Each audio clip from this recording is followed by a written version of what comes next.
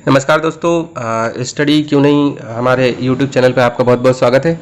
आज world history की series में हम लोग वर्साई की संधि डिस्कस करने वाले हैं।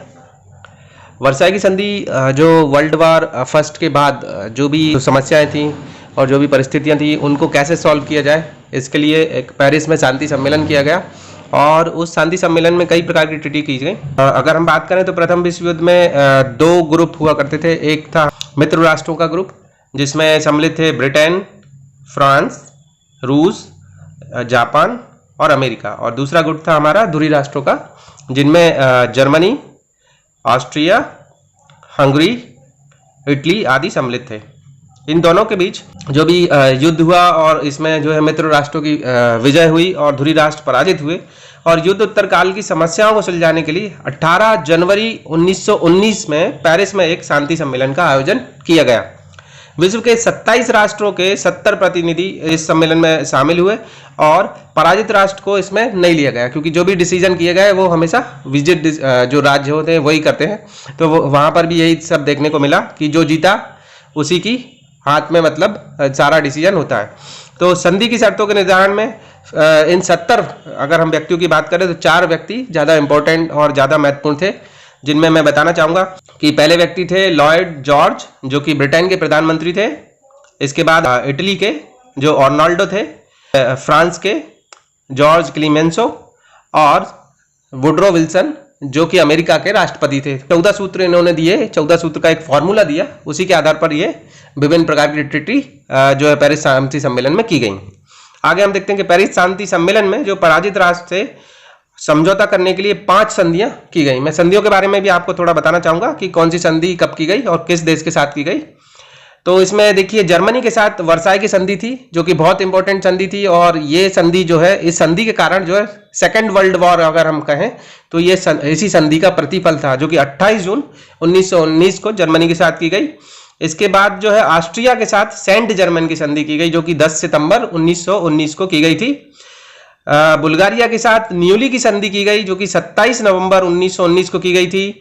हंगरी के साथ त्रियानो की संधि की गई जो कि 4 जून 1920 को की गई थी। तुर्क के साथ 2 संधियां हुई हैं। जो पहली संधि थी वो सेब्रे की संधि थी जो 10 अगस्त 1920 को की गई थी, लेकिन चूंकि मुस्तफा कमाल पाशा थे, तुर्क में एक नया जो है रिवॉल्यूशन आया और मुस्तफा कमाल पाशा ने काफ़ी वहाँ पर जो है चेंजेस किए, सुधार किए, तो ये ट्रीटी जो है लागू नहीं हो पाई। इसके बाद जो है तुर्क के साथ दूसरी संधि की गई जो लोजान की संधि के नाम से जानी जाती है, और 24 जुलाई 1923 को यह संधि की गई। इसके बाद हम देखते हैं कि पेरिस शांति सम्मेलन के जो मुख्य आधार, कोई भी जो जैसे सम्मेलन होता है उसमें कुछ बेस पॉइंट्स होते हैं जो मतलब जिनको प्राप्ति के लिए और जिनको ध्यान में रखकर कोई भी सम्मेलन किया जाता है। तो ऐसे ही पेरिस शांति सम्मेलन का भी कुछ मूल आधार था, उसके बारे में हम डिस्कस करते हैं। तो मैंने जैसा कि आपको बताया कि वुडरो विल्सन जो थे उस समय तत्कालिक राष्ट्रपति थे अमेरिका के, और उन्होंने 14 सूत्रीय एक फॉर्मूला दिया था जिसके आधार पर जो है ये संधियां की गई। उसके बाद गुप्त संधियां, जो भी देश थे उनके आपसी हित थे, जैसे कि मैं आपको बताना चाहूंगा कि ब्रिटेन और रूस एक दूसरों के निकट आ चुके थे, क्योंकि रूस कहीं ना कहीं ओटोमन साम्राज्य का विघटन चाहता था और तुर्क के अंदर में जो एरिया था, जो देश थे, उस पर अपना आधिपत्य चाहता था। इसी प्रकार ब्रिटेन जो है फ्रांस को एस्टैब्लिश करना चाहता था क्योंकि उसको जर्मनी से भय था, और कहीं ना कहीं वो जो है यूरोप में शक्ति संतुलन स्थापित करना चाहता था। उसी प्रकार ब्रिटेन जो है और इटली का भी कुछ ना कुछ उसमें हित था। इटली त्रिपोली का जो क्षेत्र था उसको पाना चाहता था। तो इस प्रकार युद्ध में साथ देने के लिए एक गुप्त संधियां की गई, और उन संधियों का जो प्रभाव भी आगे जो संधियां की गई, वर्साई संधि और पेरिस शांति सम्मेलन जो हुआ है, उनमें उनका प्रभाव हमको देखने को मिलता है। रूसी क्रांति के प्रभाव की अगर बात करें तो जैसा कि हमें पता है कि जो पश्चिमी यूरोप का जो कल्चर है वो पूंजीवादी कल्चर और अर्थव्यवस्था पूंजीवाद की तरफ ज्यादा आकर्षित है। तो कहीं ना कहीं जो रूसी क्रांति का भय था उसका प्रभाव भी इन ट्रीटीज में देखा गया है।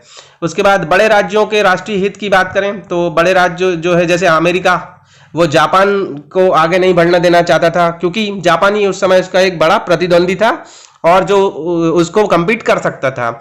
इसी प्रकार हम बात करें ब्रिटेन जो है नौसैनिक शक्ति बहुत ज्यादा उनकी उस समय स्ट्रांग थी, लेकिन जर्मनी उस समय जो है पनडुब्बियां बना रहा था और अपनी नौसैनिक शक्ति को बहुत ज्यादा एस्टेब्लिश कर रहा था। तो जो नौसैनिक शक्ति पर अपने एकाधिकार को ब्रिटेन कभी खोना नहीं चाहता था।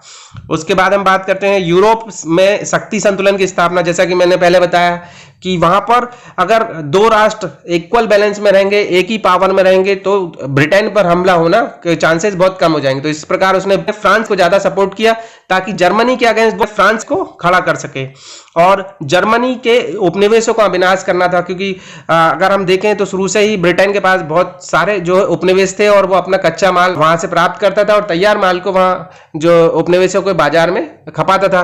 तो इस प्रकार जर्मनी भी बहुत अच्छी तरह से टेक्नोलॉजिकल डेवलपमेंट कर रहा था और कहीं ना कहीं वो चुनौती दे रहा था व्यापारिक क्षेत्र में भी ब्रिटेन को। तो वो जो है जर्मनी का एक अस्तित्व को खत्म करना चाह रहा था और अपना एकाधिकार स्थापित करना चाह रहा था। इसके बाद हम बात करें फ्रांस की जर्मनी को पंगु बनाने की जो इच्छा थी, क्योंकि 1871 की अगर हम बात करें तो फ्रांस का एक क्षेत्र था अल्सेस लॉरेंस, उसको जर्मनी ने जो है बलपूर्वक छीन लिया था और वो बहुत इंपॉर्टेंट एरिया था फ्रांस का।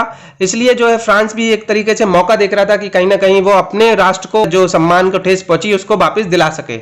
उसके बाद हम बात करते हैं राष्ट्रीयता का सिद्धांत। बहुत सारी कंट्रीज थी जो अपने कंट्री को सर्वोपरि बनाना चाहती थी, ये सब भी जैसे कि उसके बाद पोलैंड हुआ, चेकोस्लोवाकिया है, यूगोस्लाविया है, वहां की जनता ने डिमांड करी और अपने राष्ट्र को एक अलग कंट्री के रूप में दर्जा दिलवाया। उसके बाद हम बात करते हैं विल्सन के 14 सूत्रों की, क्या थे वो और किस आधार पर, मतलब उसमें बेसिस थे जिनके आधार पर ये ट्रीटी रखी गई। तो अमेरिका के राष्ट्रपति जो वुडरो विल्सन थे उस समय, उन्होंने 8 जनवरी 1918 को अपने 14 सूत्र की घोषणा की, जिसके आधार पर वह प्रथम विश्व युद्ध समाप्ति तथा न्याय की उचित व्यवस्था स्थापना करना चाहते थे। और उसकी 14 सूत्री योजना इस प्रकार है, जिसमें पहला अगर मैं पॉइंट बताऊं तो आपको भविष्य में गुप्त संधियां नहीं की जाएंगी। हमने देखा कि वर्साई की जो संधि हुई है, काफी सारे जो गुप्त संधियां थी विभिन्न देशों के बीच, उसके आधार पर की गई। तो आगे के लिए उन्होंने कहा कि अब कोई भी इस प्रकार की ट्रीटी नहीं होगी जो बाद में विभेद उत्पन्न करे, डिस्प्यूट उत्पन्न करे।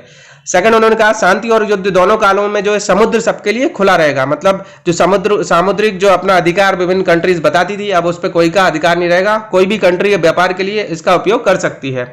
तीसरा, उन्होंने बताया अंतर्राष्ट्रीय व्यापार पर प्रादेशिक नियंत्रण और प्रबंधन हटा दिया जाए तथा सभी राज्यों को व्यापार के समान अवसर दिए जाए ताकि सभी कंट्रीज जो है ग्रो कर सकें। सभी राष्ट्र निशस्त्रीकरण करेंगे। हमने देखा कि प्रथम विश्व युद्ध में जो शस्त्रीकरण के कारण ही बहुत ज्यादा तबाही हुई है, तो उन्होंने एक तरफ से ये निशस्त्रीकरण का फॉर्मूला दिया ताकि जो है अगला कोई युद्ध होता है तो उसमें इतनी विकट तबाही ना हो और युद्ध को टाला जा सके। उपनिवेशों के दावे के बारे में सभी निर्णय निष्पक्ष रूप से किए जाएं और उनके निवासियों की भावनाओं व हितों का ध्यान भी रखा जाए। नेक्स्ट, उन्होंने कहा कि रूस के क्षेत्रों से विदेशी सेनाओं को हटा दिया जाए। जर्मनी ने उस समय काफी एरिया रूस का दबा रखा था और जो है एक संधि भी, ट्रीटी भी की गई थी। उस ट्रीटी में काफी सारा जो है एरिया रूस को जर्मनी को देना पड़ा था, तो वहां से के निवासियों को अपने भविष्य का निर्णय स्वतंत्र पूर्वक करने दिया जाए, ये बात की गई। उसके बाद बेल्जियम से जर्मनी की सेना हटा ली जाए और जर्मनी उसे युद्ध क्षतिपूर्ति दे। इसके बाद उन्होंने कहा कि फ्रांस की भूमि खाली कर दी जाए और 1871 में जो अल्सास लॉरेंस का जो क्षेत्र था वो जर्मनी फ्रांस को वापस कर दे। उसके बाद राष्ट्रीयता के आधार पर इटली की सीमा को फिर से निर्धारित किया जाए और ऑस्ट्रिया हंगरी साम्राज्य में रहने वाली जनता को स्वतंत्र विकास का पूरा अवसर दिया जाए और सर्बिया, रोमानिया तथा मॉन्टीनेग्रो को खाली कर दिया जाए और सीरिया को समुद्र तक पहुंचने का मार्ग दिया जाए। तुर्की साम्राज्य की गैर तुर्क जनता को स्वतंत्रता दी जाए। डार्डेनलीज अंतर्राष्ट्रीय नियंत्रण में रखा जाए। स्वतंत्र पोलैंड का निर्माण किया जाए, उसे जो है समुद्र तक एक मार्ग दिया जाए। और उनका अंतिम जो उसमें पॉइंट था वो था विश्व में शांति स्थापित करने के लिए राष्ट्र संघ की स्थापना की जाए। तो ये बहुत इंपॉर्टेंट पॉइंट था क्योंकि यही एक संस्था थी जिसने 20 सालों तक अगले विश्व युद्ध को रोक कर रखा, तो जिसमें विश्व युद्ध के छोटे बड़े सभी राष्ट्र को स्थान दिया जाए और यह संगठन इन राष्ट्रों को स्वतंत्रता और क्षेत्रीय अखंडता का आश्वासन देता था। तो वर्साई की संधि की प्रमुख शर्तों की बात करें तो हम देखते हैं कि ये प्रादेशिक व्यवस्था संबंधी शर्तें थी। इसमें अल्सेस लॉरेंस का जो क्षेत्र था जर्मनी का, मैं आपको बताना चाहूंगा जो वर्साई की संधि थी वो पर्टिकुलरली जर्मनी के साथ हुई थी, तो जो भी व्यवस्था इसमें की गई थी वो जर्मनी के विरुद्ध की गई थी। तो अल्सेस लॉरेंस का प्रदेश जो था वो फ्रांस को वापस देना पड़ा जर्मनी को। उसके बाद सार प्रदेश जो था, जो कि बहुत ज्यादा खनिज संपन्न था, कोयला बहुत अधिक था, तो वो 15 वर्ष के लिए फ्रांस को जर्मनी से दे दिया गया ताकि जो है फ्रांस अपनी जो भी आर्थिक क्षति हुई है उसकी प्रतिपूर्ति कर सके। उसके बाद राइनलैंड जो कि राइन नदी के दोनों तरफ का क्षेत्र था, वहां पर से ये आदेश दिया गया कि जर्मनी अपनी सेनाएं हटा ले और निशस्त्रीकरण का पालन करे। उसके बाद जो है उसके जो कई सारे जो प्रदेश थे उनका बंटवारा कर दिया, जैसे यूपेन को बेल्जियम को दे दिया गया, स्लेस्विंग था उसको डेनमार्क को दे दिया गया, साइलेसिया को चेकोस्लोवाकिया को बांट दिया गया। तो इस प्रकार से बहुत सारा जर्मनी का क्षेत्र विभिन्न राष्ट्रों को बांट दिया गया। उसके बाद जर्मनी की सीमा में परिवर्तन किया गया, जो उसका पूर्वी मोर्चे पर एक बंदरगाह था, बहुत इंपॉर्टेंट बंदरगाह था, डेंजिंग बंदरगाह, उसको एक स्वतंत्र नगर घोषित किया गया और उसका प्रबंधन राष्ट्र संघ को दे दिया गया। और पोलैंड को डेंजिंग बंदरगाह तक पहुंच के लिए जर्मनी के बीचों बीच से एक रास्ता दिया गया। उसके बाद जो जर्मनी के उपनिवेश थे वो उनको मैंडेट व्यवस्था मतलब प्रबंधन प्रणाली के आधार पर जो है विजित राष्ट्रों जैसे फ्रांस, ब्रिटेन और रूस को दे दिए गए। सैनिक शर्तों की बात करें तो जो है जर्मनी सेना की एक सीमा निर्धारित कर दी गई कि जर्मनी 1 लाख से अधिक सैनिक नहीं रख सकता है। उसके बाद हवाई जहाज पनडुब्बी रखने पर उसको प्रतिबंध कर दिया गया। केवल 6 युद्धपोत रखने की उसको इजाजत दी गई कि 6 से अधिक ये युद्धपोत नहीं रख पाएगा। और आर्थिक शर्तों की बात करें तो 1921 तक जर्मनी जो है $5 अरब प्रतिवर्ष जो है विजित राष्ट्रों को देगा। और राजनीतिक व्यवस्था भी की गई जिसमें अंतर्राष्ट्रीय सहयोग और सुरक्षा की बात की गई। आगे हम देखते हैं कि वर्सा की संधि जो हुई है उसका मूल्यांकन की बात करते हैं। तो उसका मूल्यांकन जो है आलोचनात्मक तरीके से ही अधिक किया जाता है क्योंकि इसकी शर्तें जो है व्यवहारिक नहीं थी। जैसे अगर हम बात करें तो ये संधियां आरोपित संधियां की जाती हैं क्योंकि जो विजित कंट्रीज थी उन्होंने हारी हुई कंट्री के साथ कोई डिस्कशन नहीं किया, सीधे शर्तें लाई और उन पर थोप दी गई, इसलिए इनको आरोपित संधि कहते हैं। अपमानजनक संधि की बात करें तो जो भी हारे हुए कंट्री थे, जो विजित कंट्रीज थी, उनने उनके साथ सौतेला व्यवहार किया और उन्हें अपराधी की दृष्टि से देखा और उन्हें कटघरे में खड़ा किया गया, उन्हें समानता का अवसर नहीं दिया गया। तो इस प्रकार से ये अपमानजनक संधि के रूप में भी इसको कहा जाता है। संधि को कठोर भी कहा जाता है क्योंकि इसमें जो प्रावधान थे वो बहुत कठोर थे। जैसे कि जर्मनी का लगभग 1/8 भाग जो है उससे छीन लिया गया। उसका 70 लाख जनसंख्या जो उसकी थी वो अदर कंट्रीज के अंदर में चली गई। उसका सारे उपनिवेश जो है बांट दिए गए, जो विजित राष्ट्रों में बांट दिए गए। उसके बाद हम बात करते हैं उसकी जो कृषि भूमि थी, इंपॉर्टेंट जो भूमि थी, उसका 15% भाग जो है उससे छीन लिया गया। 12% उसके जो है प्रतिशत जो है उसके पशुधन उसके हाथ से चले गए। 10% उसके कारखाने चले गए। और ये संधियां जो है प्रतिशोध के आधार पर भी कहा जाता है क्योंकि जो फ्रांस था कहीं ना कहीं जर्मनी से प्रतिशोध की भावना रखता था, तो उसका प्रभाव भी इन संधियों में देखा गया है। और ये संधि अव्यावहारिक थी, जैसा कि हमने ऊपर देखा कि इतना सारा रुपया और इतने सारा जो उसको क्षतिपूर्ति जर्मनी से की गई, उस एक प्रकार से जर्मनी की आर्थिक रूप से उसको पंगु बना दिया गया और उसकी अर्थव्यवस्था को बिल्कुल जो है खत्म कर दिया गया। तो ये जो संधियां थी बिल्कुल अव्यावहारिक थी और ये आत्मनिर्णय के सिद्धांत की उपेक्षा कही जा सकती है क्योंकि इसमें जो है सभी कंट्रीज का सम्मान नहीं किया गया, उनसे बातचीत नहीं की गई, केवल कुछ राष्ट्रों ने ही इन संधियों को डिसाइड किया और थोप दिया गया। उसके बाद सबसे इंपॉर्टेंट पॉइंट आता है कि ये जो संधि थी यही जो है द्वितीय विश्व युद्ध का कारण बनी, क्योंकि कहीं ना कहीं जो आहत राष्ट्रवाद था जर्मनी का और जो ऑस्ट्रिया का, इटली का जो आहत राष्ट्रवाद था, उसने कहीं ना कहीं जो है आपका नाजीवाद और जो है फासिज्म को इन्होंने हवा दी और आगे जाकर जो है द्वितीय विश्व युद्ध का ये कारण बनता है। और वर्साई की संधि का महत्व की बात करें तो बहुत इंपॉर्टेंट इसका जो महत्व है वो है राष्ट्रसंघ की स्थापना, जिसने कि एक प्लेटफॉर्म दिया जो कि विवाद निवारण के लिए बहुत इंपॉर्टेंट था और विभिन्न जो कंट्रीज के विवाद थे वो वहां पर एक प्लेटफॉर्म की तरह उसने काम किया कि कोई भी कंट्री वहां पे अपना जो है विवाद रख सकती थी, अपने पॉइंट्स रख सकती थी और उसमें जो है बड़ी बड़ी कंट्रीज मध्यस्थता कर सकती थी। तो इस प्रकार काफी सारे डिस्प्यूट जो है राष्ट्रसंघ ने उस समय सॉल्व किए।